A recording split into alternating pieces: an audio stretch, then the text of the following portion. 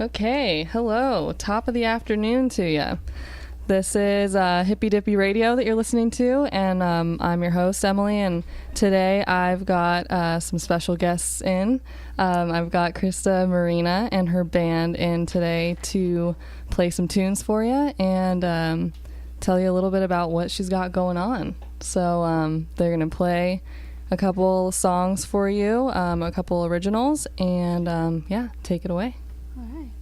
You guys ready? All right, this one's called Bittersweet Records. Right.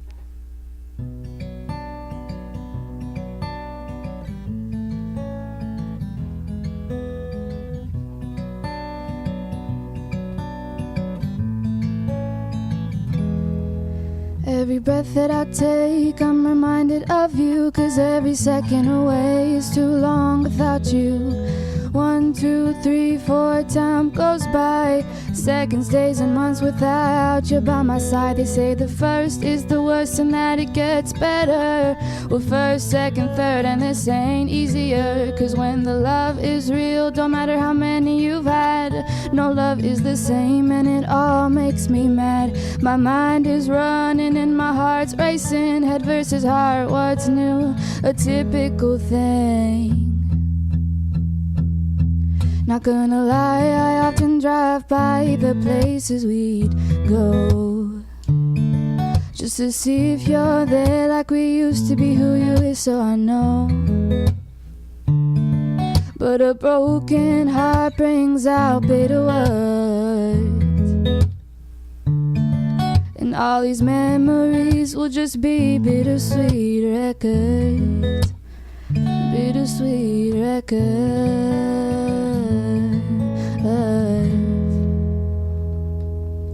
And now you've let me go, just like I asked, and I can finally protect you from our past, 'cause I won't hurt you, and you've gone your way. Didn't want you to leave, but couldn't force you to stay. How many nights I spent dreaming of you, well, every night since we got back, to tell you the truth. Staring at my phone, waiting for something to change, realizing it wouldn't, 'cause I had ended the game. Not gonna lie, I often drive by the places we'd go, just to see if you're there like we used to be, who you is, so I know. Like the coffee house where everyone knew you and I, 'cause of your small town charm, you knew everyone who worked inside. Gonna miss our highway drives and your arms wrapped around my sides, and our long deep talks late into the night. But a broken heart brings out bitter words, and all these memories will just be bittersweet records.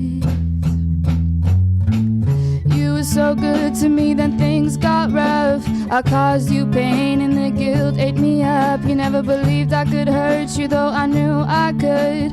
You said it couldn't happen, I didn't think it would. Thought you understood what I was going through, what it does to me and what it could do to you. Now the words are spilling out as my heart was what's left, 'cause I can't seem to get this off my chest. Not gonna lie, I often drive by the places we go, just to see if you're there like we used to be, who you is, so I know. Like the coffee house where everyone knew you and I, 'cause of your small town charm, you knew everyone who worked inside. Gonna miss our highway drives and your arms wrapped around my sides,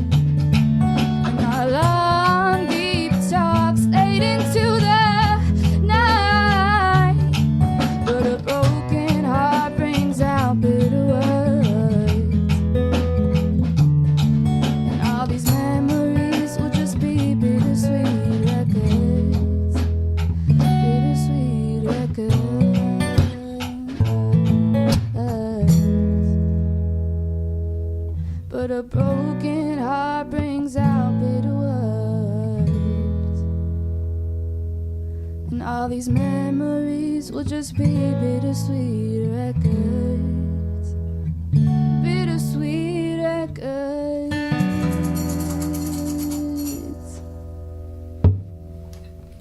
That was great. That was fantastic. Your voice is like butter, as I always say. And you just came out with a music video for that. Yes, I did. So yeah, we'll get a little bit more into that after this next song. Yeah. Yeah? You want to introduce it? Sure. This next song is called Tragic Enough. It's not on the EP, but I hope you guys like it.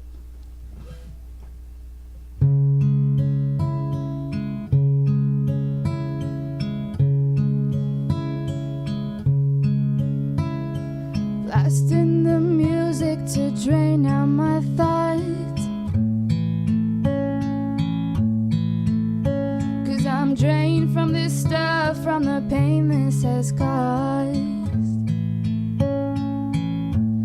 Tell me, is this love not tragic enough for you? Can't you see this is the best I can do? What do I have to do? Don't you understand? Is this love not tragic enough?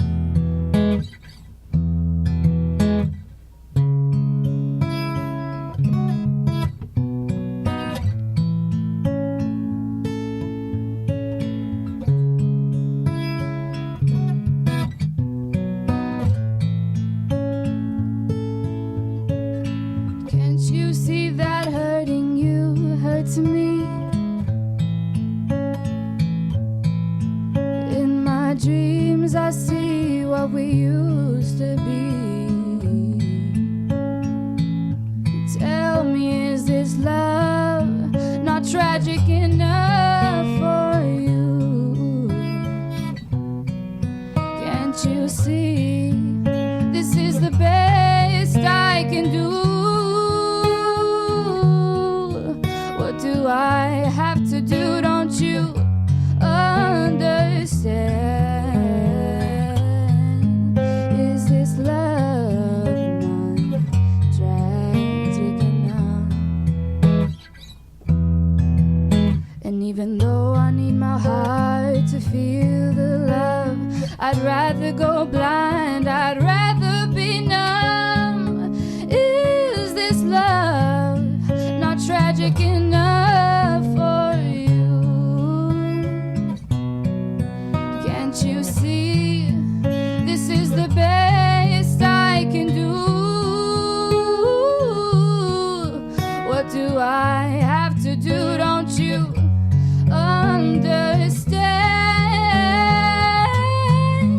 Is this love not tragic enough?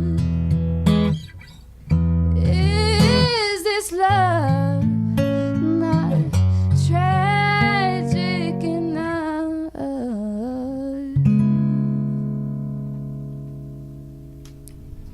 Beautiful. I love it. So you said that one wasn't on your EP? It's not, no. I wrote Okay. it right after we recorded. Oh, wow. Yeah. Did you wish that it had been on it? Yeah, or- definitely, okay. definitely. Yeah, and so, all right, yeah, we will talk a little bit about your EP and everything. That was really pretty. Well done, guys.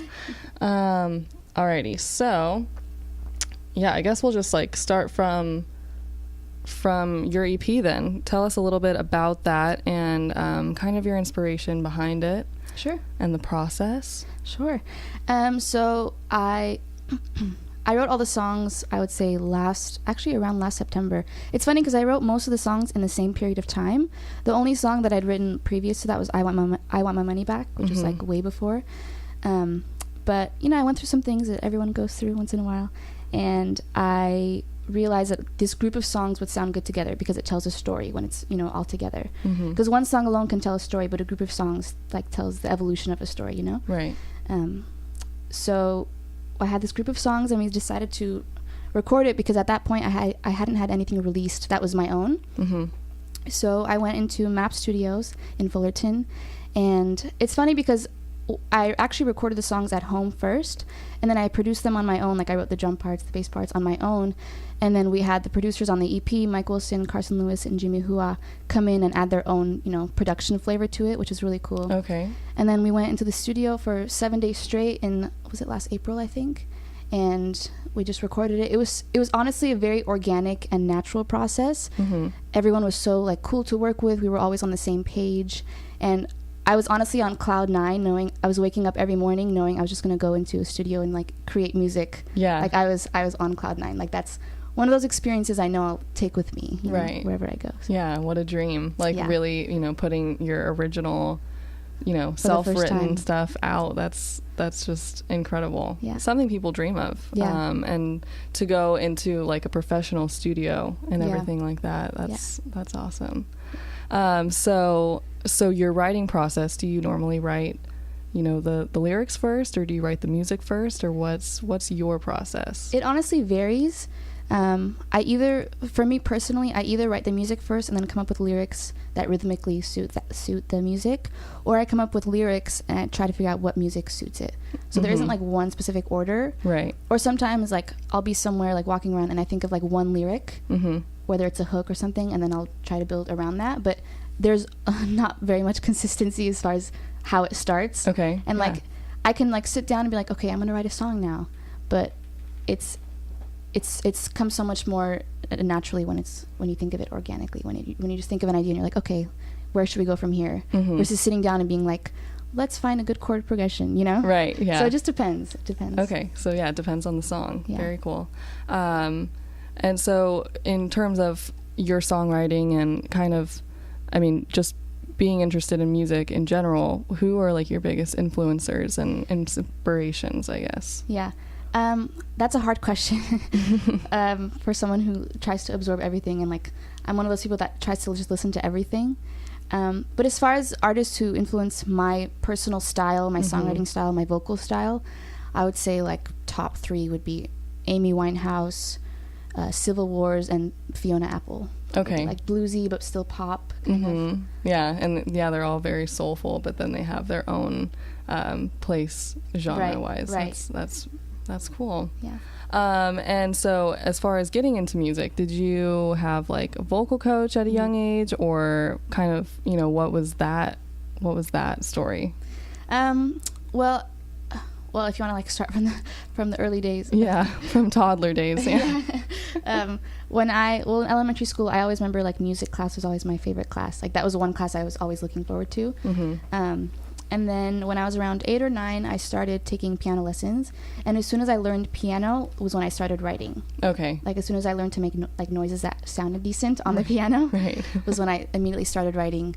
And then I did take vocal lessons for about 1.5 years when I was like 11, 12. Okay. But besides that, like it's always been something I'm interested in, like music in general. Like that's always been a constant, and my interest only heightened as I got older, until I realized like, okay, I want to record and release some of my own stuff. That's so cool. Yeah, I know. Yeah, music class, when they actually had music class now, I don't really know how supported those programs are anymore. I know. But yeah, I was there too, and like, the music kids were always the ones who were like tried to take it seriously, and like everyone else would be goofing around on a tambourine. Yeah.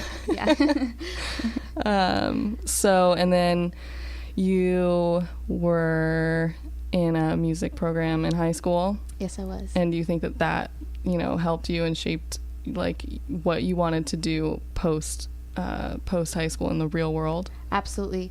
I was in MMET, Music, Media, and Entertainment Technology at Huntington High School, and that program fostered my interest in production. It fostered my interest in taking this more seriously, because that program is so, it's at such a professional level, and I learned so much through that, and it opens your eyes to what's beyond like sitting in your room and playing a song. Right. You know what I mean? And that program definitely inspired me to take this seriously, and it gave me the courage to pursue this, because they have such professional shows that like, had I not been involved in that, I don't know if I would have had enough experience, or if I would have been too oblivious to how it actually works to an extent. Right. I mean, of course, I have 1,000 more things, if not more, to learn. But that was definitely a huge stepping stone. Absolutely. So then, as far as now, going out and recording your own things, what are some of the biggest things that you've learned, you think? I've learned a lot. To believe in your own art, because art is about individual expression, and so every single person is going to have their own interpretation, and every single person has their own I guess interpretation of art and what it means to them. Right. That's why everyone's Spotify playlist is different. That's why everyone listens to different music. Someone recommends you a song, you're like, okay, and you either like it or you don't. So I guess having faith in your own art, because art is nothing if you don't believe in it. Right. You know what I mean? That's totally true, because the passion has to be there. Exactly. So that's the most important thing probably that I've learned. Okay. Yeah. And as far as working with people, what have you learned as far as working with others and kind of navigating that? Yeah. That's a good question. Working with people in an art is different too, because art is unique for everyone. But you also learn that it's in itself, because you realize how much art is an individual thing.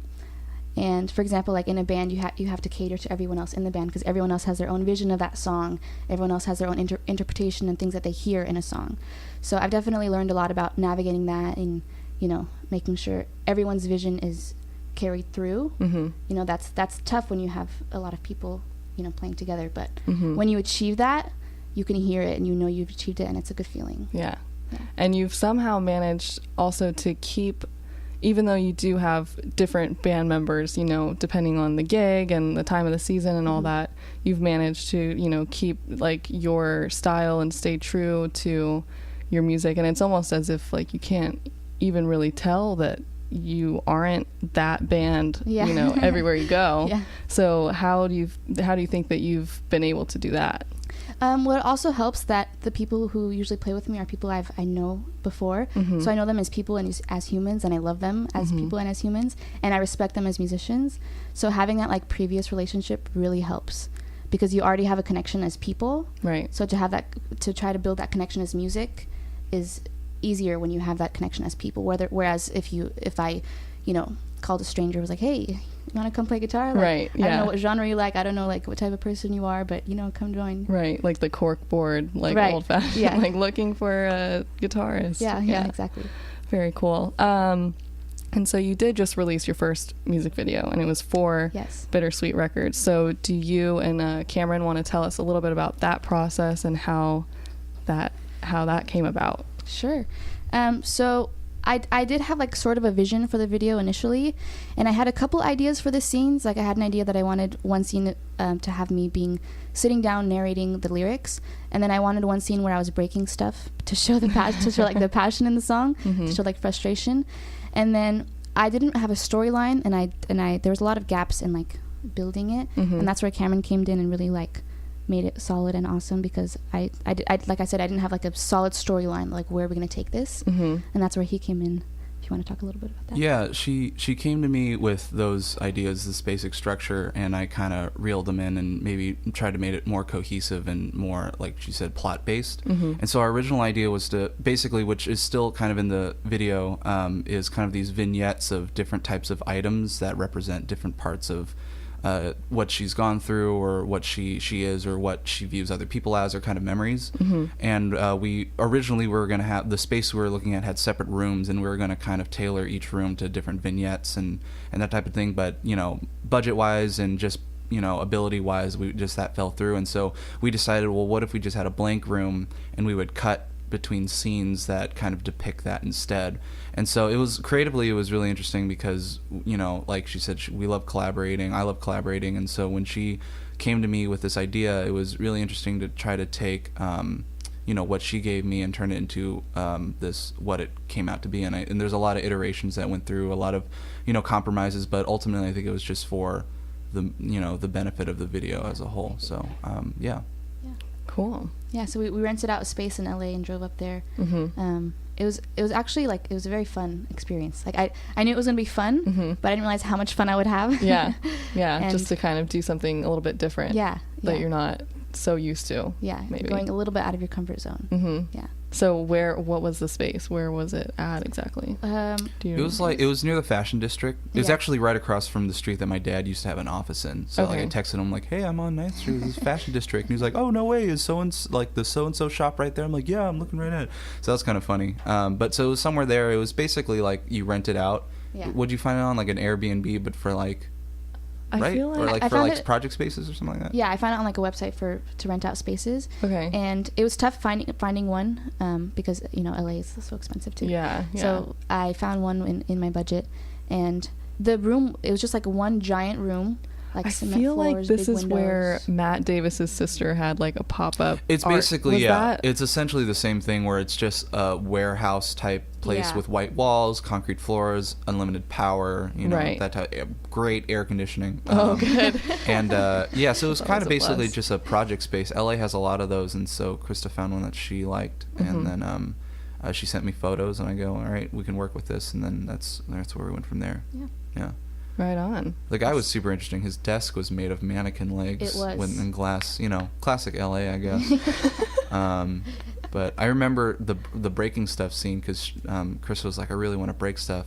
And me and Zoe that were there, that came along to help, we were like, I don't know if we can because it's really loud. And so he was like, hey, I'm going to go grab lunch and I'll be right back. So he left, and then like Zoe was like looking outside the door and like, He's gone. And then so I was like, all right, let's take this. And then she was like, great. And then so we like threw 2 mugs on the ground and a Sorry, record. John, if you're listening. Sorry. I think we left a mark on the wall, but he didn't notice when we inspected it. So it was you can actually see it in the video because it's in slow motion. You just see the mark there. Indent. Just you one can frame see it. gone, one frame it's just there. That's hilarious. So, wait, no, that didn't happen. No, that never happened. No. Security deposit, yeah. I also learned that there's a right and wrong way to break things. Like for the record. Oh my God, yeah, that damn record. We tried to throw the record and it wouldn't break. Because I've never. Well, no, the first one, I threw it really hard and it was like amazing, but we didn't film it because we were just trying to That's see how to always the throw case. it. Yeah. And then the second one, like I think I missed the camera or whatever. And then the third one, you tried it and then it missed it or something. I forgot. Or what it'd it break was. in half instead of like in pieces. You know? Yeah. Like aesthetically, it wasn't like. Right. It was just like, oh. Yeah. Yeah. What records did you guys break? I don't know, but I just remember feeling really bad. Yeah. Like I read it and I was like, I'm sorry, blank artist. Like I'm so sorry. Yeah. I went to Salvation Army because she was like, I don't want to break any record. I'm like, of course you're not going to break any records I own because like I listen to them or whatever. So I went to Salvation Army and I just went through the dollar bin and I grabbed like 3. Yeah. And we used those. I didn't even bother to look at the artist, but it was some type of Christmas like compilation family album or something like that. The one that you guys played though looked nice. Covered it with I covered where that circle in the middle. Yeah. Say, I covered that with white paper. So that you wouldn't know whose So record there's no it was. bias. Okay. I'm just kidding. Yeah. Was that a new record or was that an old one? It was an old. It was a Don. Because I was wondering because Donna like Ross or Donna Summer. It was a shock. It was a Shaka Shaka Khan. Khan. All 70s. And I power love Shaka women Khan, artists. so I don't know why I did that. But Well, you're Yeah. putting it to use, and it was like in your video, so that's kind of special. Yeah. Yeah. So it sounds like it was really personal. So that's always nice, and kind of wearing your heart on your sleeve a little bit in that way. Very cool. So what do you have going on now then? What are your plans for like the near future?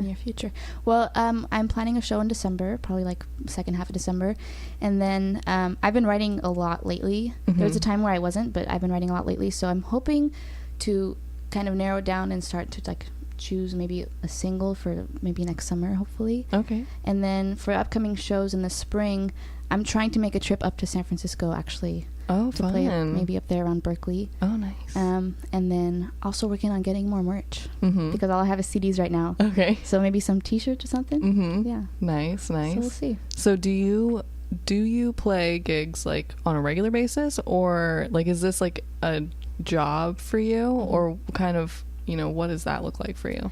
I do consider it my job, but I'm working to make it like my full-time job. If that makes sense. I play gigs often, but not.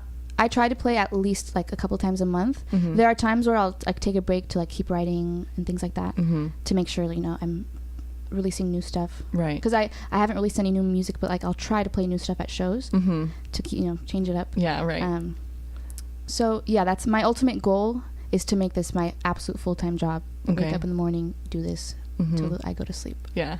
Yeah. So, that would be really exciting. yeah, that's the dream. That's so fun. And so that's your dream? Is that your definition of success then in this industry, you think? Yeah, for me, my dream is being a songwriter for both myself and other artists, and then to have my own music out as well. Okay, so That's my ultimate you would like to write songs for other people as well? Yeah, I do now, but not as frequently. Okay. Like here and there, I do like pretty often. Mm-hmm. But for me, my definition of success is like laying down an end goal, Mm-hmm. and no matter how many like small goals it takes to get there, achieving that end goal, Okay. like getting there, Mhm. and continuing to do all the small goals necessary to like see the big picture and Right. get to where you want to be. So That's good. That's a really realistic way Yeah. to approach this too, because it is a hard industry, and I really Absolutely. commend you and everyone else in this room and outside of this room who are able to do that and really try to run with it. yeah, It's pretty cool. you have to keep your eyes on where you want to be On the prize. as you're going to those small, very small, thousands of small steps. Mm-hmm. Wow. Yeah. So cool. Okay. Well, thank you guys. Thank you. Is there anything else that you want to throw in there? Anything else? Anything you've got coming up that you'd like to invite people to, or?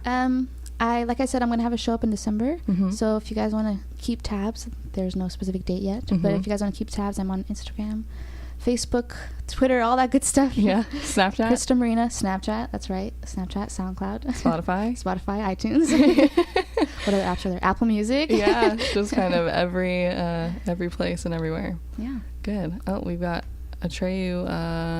Oh yeah, he's sending you messages right now. Oh hey, thanks Atreyu Shout out. for the win. Yeah. He says, Cameron, I love you. Hey Trey, what's up? You keep doing what you're doing, all right? Yeah. All right. Great. All right. Well, thank you guys for coming in. I put together a playlist. I thought that you'd dig because, Cool. yeah, Amy Winehouse, you love Yes. her. So let's listen to some tunes. Sounds good. Alrighty.